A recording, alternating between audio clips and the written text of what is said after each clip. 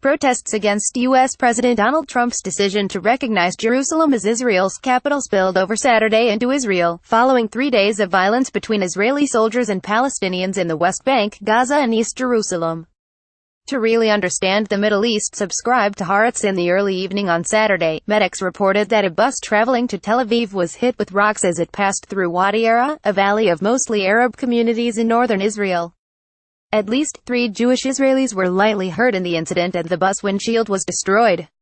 Bedouin in Israel protest Trump's decision to recognize Jerusalem as Israel's capital. December 9, 2017. Eliyahu Hershkovitz. Around 200 protesters at the Arara junction in Wadi Ara blocked the road and threw stones at passing vehicles, including at a photojournalist's motorcycle.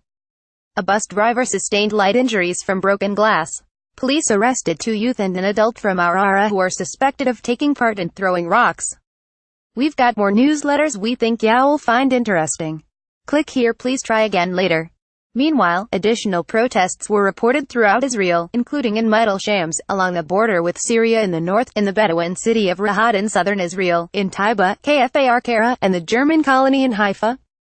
Members of Knesset from the Joint Arab List participated in some of these protests.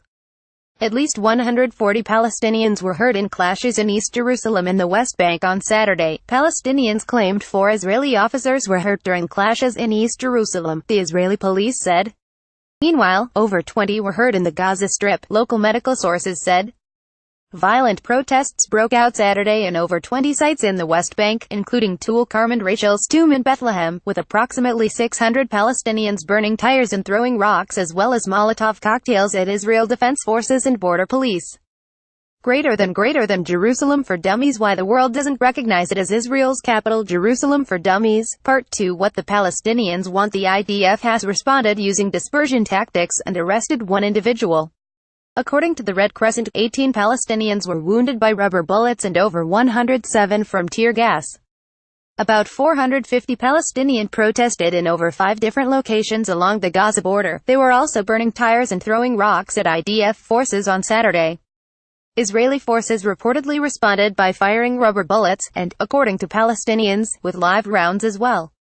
Protests were held in Ramallah, Hebron and the Israeli Bedouin city of Rahat on Saturday, as well as in Jerusalem. Page 2. A security guard was stabbed in central Jerusalem on Sunday in what police called a terror attack. The man was stabbed on Jaffa Street, at the entrance to the city's central bus station. The attacker has been apprehended. According to emergency responders, the guard, a male in his 20s, had been stabbed in the chest. His condition has been reported as critical and is currently undergoing treatment in hospital. To really understand the Middle East, subscribe to Haaretz. Israel police have said that the attacker, aged 24 and a resident of the West Bank, arrived to Jerusalem's central bus station, at which point he pulled out a knife and stabbed the station guard before running away. A civilian and a police officer gave chase after the attacker and managed to catch him.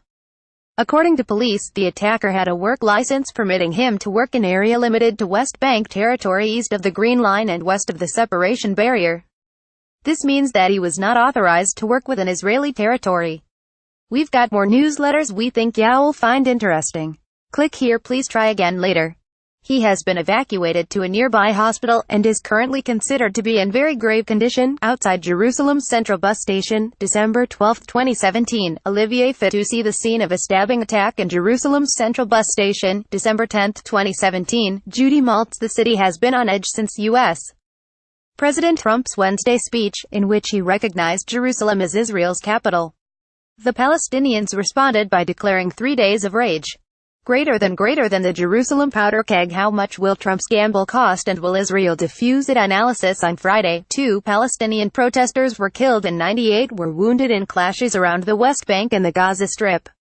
A number of Palestinians were also arrested at Jerusalem's Damascus Gate, where skirmishes between Israeli police forces and protesters took place after tens of thousands of Muslim worshippers attended Friday prayers in the Al-Aqsa Mosque at the Temple Mount compound.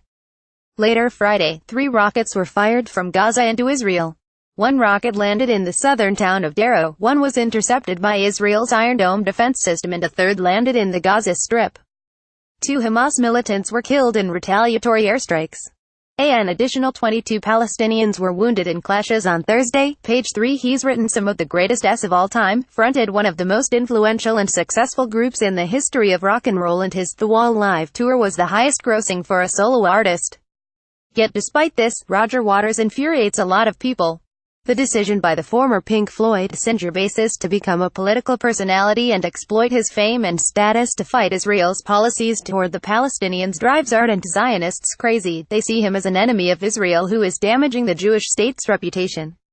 Now, a Jewish-Canadian filmmaker has decided to take off the gloves and go head-to-head with the venerable Ian, stating unequivocally that Roger Waters is an anti-Semite.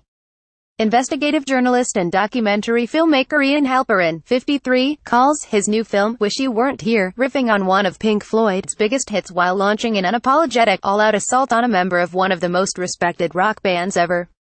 In the documentary, which just toured select Canadian cinemas, Halperin conducts a long series of interviews with subjects who each explain why Waters isn't a performing artist touring the world with a legitimate political agenda, but instead is an anti-Semite who uses the stage to spread hatred and lies about Israel, and about Jews in general. The documentary also tries to sketch a contemporary portrait of global anti-Semitism, which is raising its head in various countries, marking Waters as the undisputed leader spearheading this focused assault. One of the talking heads, David Renzer, says Waters must be taken seriously because he remains one of the most important performing artists in the world, and comes from a legendary band that still gives him an abundance of credibility. Renzer is the former head of Universal Music Publishing Group, the second largest company in the world, and one of the founders of Creative Community for Peace, a group established by members of the U.S. entertainment industry to combat the cultural boycott of Israel. Renzer says he can't judge Waters' personal motives, but can relate to things he's said and actions he's taken. The exec accuses Waters of saying some extreme things, like how Israel treats the Palestinians worse than the way the Nazis treated the Jews. Renzer adds that someone with such an extreme viewpoint is not an credible person. In recent years, Waters has become one of the art world's central figures in the fight to persuade other artists to join the cultural boycott of Israel. Indeed, the boycott, divestment and sanctions movement obtained Waters' permission to use his name on letters they sent out to various artists, according to Halperin. Filmmaker Ian Halperin, right, with Ronald Lauder. Ian Halperin. When the director asks former British Prime Minister Tony Blair whether the comparison Waters makes between Israel and Nazi Germany is an anti-Semitic act, Blair answers in the affirmative. Blair says the criticism Waters directs at Israel is so ridiculous, it reaches the point where it expresses a basic hostility to the idea of a homeland for the Jewish people. Halperin first rose to prominence in December 2008, when he was one of the first to claim Michael Jackson was suffering from a serious medical condition. He predicted that Jackson had only 6 months to live, and the singer indeed died in June 2009. Halperin's biography, Unmasked: The Final Years of Michael Jackson, topped the New York Times bestseller list. Halperin also wrote Hollywood Undercover, in which he pretended to be a gay actor and also infiltrated the Church of Scientology, becoming one of the first journalists to do so. He also wrote 2 books examining the death of Kurt Cobain, exploring the theory that the Nirvana frontman was murdered rather than committed suicide, as well as books about Brad Pitt and Angelina Jolie, Celine Dion and others. In recent years, he's turned his eye towards making documentaries. In a phone interview with Haaretz, Halperin explains that the impetus for his film came after he heard Waters comparing Israel to the apartheid regime in South Africa. When I first heard that Waters was singling out Israel and calling for boycotts, Halperin says, I was appalled, because I knew that Israel was by far the most democratic country in the Middle East, that it respects women's rights, gay rights. There's over 2 million Israeli Arabs and they all have votes, some sit in the Knesset. I was just wondering why he is comparing the two countries when South Africa was a two-class system and Israel is not. Sure, the policies of Israel you can criticize, but to call for a boycott against the most democratic country in the Middle East to me is misleading, and he has to be held accountable for it. Halperin admits he's no expert on the Israelo-Palestinian conflict, but says he is an expert about being the son of a Holocaust survivor. And my father hid in a hole in the ground for 7 years in Poland when he was 6 years old. To have somebody like Roger Waters compare Israel to Nazi Germany was the biggest insult to the memory of 6 million innocent Jewish people who died. It really shows to me that he's an anti-Semite and that he has an agenda not only against Israel, but against the Jewish people. A pig-shaped balloon is seen in the sky as Roger Waters performs at the Coachella Music Festival in Indio, California, April 27, 2008. Reuters propaganda techniques Halperin wouldn't let Haaretz view the entire film and instead sent a video link showing the first 32 minutes. He claims this was an instruction from the producers. The complete documentary is 96 minutes. He also plans to screen the documentary in Israel and is set to visit these shores next month for a private screening. No date has been set for a public Israeli screening. The opening scene in Wish You Weren't Here makes for uncomfortable viewing, being reminiscent of propaganda techniques that don't shy away from using any means necessary to frighten viewers. Global harassment of Jews has reached a 7-year high, say captions that appear on the screen in blazing red, blood-like colors, sprayed onto the screen, flashing the words Paris, Hollywood, Iran, and BDS in rapid succession. It's hard not to imagine that a certain prime minister who would have been only too happy to screen this during his speech at the UN General Assembly. This intro is followed by an array of news reports about anti-Semitic attacks worldwide, as captions present the numbers of anti-Semitic attacks in different countries. In 2016, 1,309 in the United Kingdom, 1,266 incidents in the United States, 644 in Germany, and 294 in France. What is it about Roger? Why is he so bugged about Israel, wonders the narrator. Then in a speech at an UN conference, the veteran rock star is seen talking about violations of international law that Israel is committing and how it prevents Palestinians from obtaining their rights. He calls for an end to the Israeli occupation in the territories and for granting the Palestinians the right to self-determination.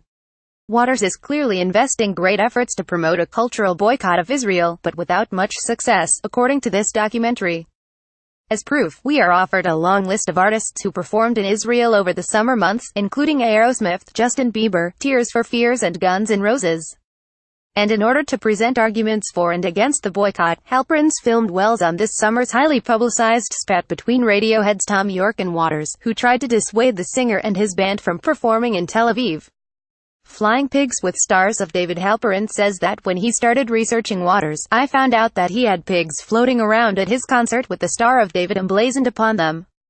If he'd been doing that at his concerts with a Muslim crescent, he wouldn't get out of the arena alive. But for some reason, this guy's able to get away with it when it comes to the Jewish people.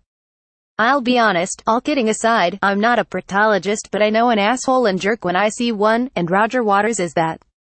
He's making a huge mistake, and he owes Israel and the Jewish people a huge apology. Because what he's doing is bringing hatred and negative stereotypes of Israel and the Jewish people to masses. He's the highest-grossing solo artist of all time on this tour, more than Madonna, Bruce Springsteen or Michael Jackson. Roger Waters on stage in Wish You Weren't Here. From the YouTube channel of Ian Halperin, the flying pigs are in fact a motif that has accompanied Pink Floyd's live shows since 1977, gigantic, pig-shaped inflatables that float above the stage and audience. After he left the band in 1985, following bitter arguments and prolonged legal disputes with the other members, Waters continued using the pigs in his solo shows. At a July 2013 concert in Belgium, the pigs were stamped with a Star of David, leading to a huge public outcry, with many people accusing Waters of anti-Semitism. On the other hand, the pigs have over the years also previously borne such diverse symbols as the hammer and sickle, the U.S. dollar sign, the McDonald's logo, and even the image of U.S. President Donald Trump. It's okay for someone to have different political opinions than yours. Where do you draw the line between anti-Semitism and somebody who just sees Israel in a different light? I'm a big proponent of the First Amendment. I'm the first person to say, hey, if you want to criticize Israel and its policies, no problem, but if you call for a boycott against Israel, which is by far the most democratic country in the Middle East, and if you have pigs flying around with the Jewish symbol, the Star of David, and if you make all these crazy statements that Israel has to be given back and stuff like that, I have a big problem with it. I think there are bigger human rights violators than Israel in the world. If Waters is so concerned about human rights, why doesn't he target Iran, Syria, China, Russia? The other problem I have is when he calls Israel an apartheid system, and that to me is completely false because I am an expert on that subject. I was very instrumental in the campaign to free Nelson Mandela, and it is completely apples and oranges. South Africa was a two-class system, Israel is not. In Israel, everybody has a vote, everybody can run for office, except for the Palestinians. There's more than 2 million Israeli Arabs living in Israel. They all have votes, and some sit in parliament. That's not what South Africa was about. The Good Arab, the world premiere of Wish You Weren't Here, took place in Toronto on October 2nd, in association with B'nai B'rith Canada. Together with Halperin, the organization decided that the film's critical content in itself wasn't enough, so they turned the screenings themselves into acts of protest. Since Waters was in Canada on his latest world tour in October, the organizers decided to follow him and screen the documentary everywhere he was performing, showing it on the same evening, in the same city. 6 such screenings have taken place, including in Quebec City, Ottawa and Montreal. Halperin says the crowds at these screenings have been mixed, with Jews, Palestinians and some people who are curious about it.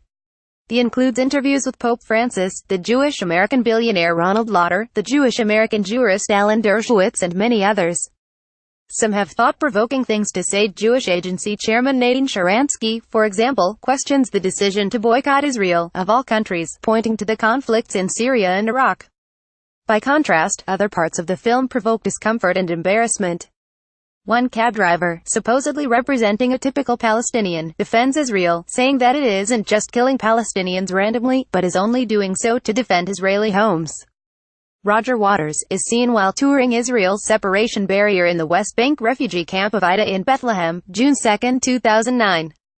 A PA psychologist is called upon to comment on the fact that Waters' father was killed while serving as a British soldier in Italy during World War II, when Waters was only 5 months old.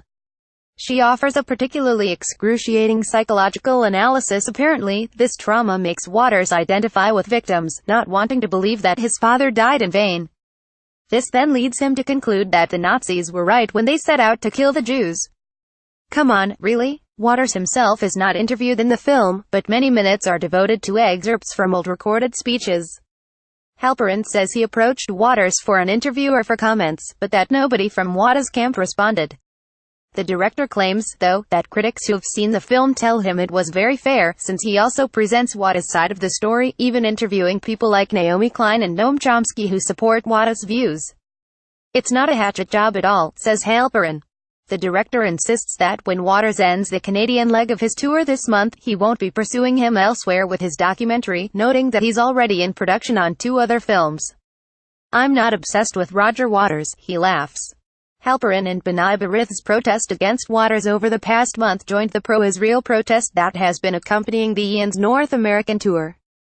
In June, the Zionist Organization of America tried to arrange a counter-boycott, turning to several stadium-owning U.S. companies with a request not to allow Waters to perform in them. This failed. Subsequently, several attempts were also made through the courts to prevent Waters performing in Long Island, claiming this contravened a local law against the BDS movement. This attempt also failed, though, and the performance was held last month as scheduled. A few days later, pro-Israel demonstrators were stationed outside 2 Waters performances in Brooklyn and New Jersey. The protesters paraded 12-foot-high inflatable Pinocchio dolls, bearing signs paraphrasing a classic Pink Floyd, "Roger Waters, we don't need your lies about Israel." Halperin says he has no link to these demonstrations. I have no time to hold a picket sign against Roger Waters, who I do consider a good artist, I gotta be honest, he says. I like his show, except for his politics. I mean, I respect anybody who's 74 years old who is jumping around on stage for 3 hours with a decent show. But no, I'm not in front of his house every day with picket signs. What about your film's funding? Did Jewish organizations help finance it? I like when people mention the funding, he laughs, because I could be a prick and say, hey, who funds your life? Who buys your groceries? Look, fortunately I've sold millions of books, my films have been seen in 180 countries, so most of it I funded myself. There isn't one main Jewish organization or anything, I have no time for that. I'm a person that puts my money where my mouth is, and usually when I get behind something, I'm not afraid to take a financial risk. Usually it pays off, because I'm respected in my business and people want to work with me, and I'll recoup it. Your film deals with Waters, but also attempts to paint a contemporary picture of anti-Semitism worldwide. Would you say anti-Semitism is growing or declining right now? Unfortunately, it's thriving, and that's what concerns me the most. Face it, Waters is 74, he has his own platform, but he's probably not going to be around too much longer. But with contemporary anti-Semitism, it's extremely dangerous because in Europe, there's less than 2 million Jews left today. That is astounding and very concerning. Jews are leaving in droves, and anti-Semitism is spreading everywhere. The UK last year had the most recorded number of anti-Semitic attacks, the US number 2, he continues. Incredibly, my research shows that in France, the government clamped down after the Charlie Hebdo, Kosher Market and Bataclan attacks, in January and November 2015, respectively, so in 2016, recorded anti-Semitic incidents decreased 50% in France. The French government at least has made a concerted effort to combat it, and I think that's a good sign. But in the UK, the US, and Germany, it's thriving. Roger, I wish you were here. Gideon Levy. After being involved with Roger Waters for many hours over the last 2 years, I'd like to state categorically that this man does not have a shred of anti-Semitism in him. Not one particle of his body carries that virus. If there is something called a non-anti-Semite, Roger Waters is one. If there is a warrior of justice, he's the man. Who are these Jewish functionaries anyway, people who make a living from anti-Semitism, to determine that Waters is anti-Semitic? Do they have Geiger counters for measuring it? On what are they basing their diagnosis of anti-Semitism? On the basis of his statement that Israel is depriving another people of life? On the basis of his call to boycott it, as was done with its predecessor, South Africa? Wish You Weren't Here has done a great service to the struggle against the occupation. If this is the propagandist response to Waters, we should all be Waters. With a Jewish psychologist from Harvard, with her POF psychology analysis of Rogers' character leading her to the grotesque conclusion that he identifies with the Nazi aggressor because his father died when he was very young, with baseless accusations that Waters compared Israel to the Nazi extermination machine, and especially with the scandalous, there's no other word for it, claim that Waters is anti-Semitic. This film is nothing but incitement. In recent years, the Israeli Zionist Jewish propaganda machine has become a one-trick pony, help anti-Semitism. Any word of criticism against Israel is anti-Semitic. There are no justified words of criticism to be found in its vocabulary. There is no such thing. There is nothing, because there was nothing. There is no occupation, there never was one. No one is guilty, there are no crimes, only anti-Semitism. Wish You Weren't Here is a typical example of the genre. It deals only with the sullying of Roger Waters' name and wallows in the constant self-victimization of the Jews. The documentary doesn't include even one attempt to deal with the substance of Waters' claims that the occupation is cruel and illegitimate, and that there is a moral imperative to boycott the occupier, not entertain it. The film is boring as only a propaganda film can be, vile and devious as only a self-promoting documentary can be. The first short part of the film deals with Waters, then moves from him to the rest of the world, which is supposedly concerned only with hatred of the Jews. Conclusion: the whole world is against us. Subtext: Waters is to blame. The son of ambulance driver Second Lieutenant Eric Fletcher Waters, who was killed in Italy on February 18, 1944. Waters is a man who wrote on his Facebook page that he's wanted to follow in his parents' footsteps all his life. He is a man of conscience, perhaps the most impressive and lofty one I've ever met. He doesn't hate Israel, he just physically suffers from what he hears and knows about its actions. Not protesting is not an option for me, he likes to say. What has become the preferred option for most Israelis, including the majority of its artists, to remain silent, to ignore, to avoid knowing or seeing, not hearing and obviously not protesting, is unacceptable to him. For that, this film wants to settle scores with him. Anyone who does not remain silent is an anti-Semite. I wish you were here, Roger. I wish Israel had one brave artist of your stature. If Israel were a conscientious country, it would thank Roger Waters for his moral voice. And even, believe it or not, for his call to boycott it, something that just might extricate it from its predicament. It might happen one day. You have to believe that day will come.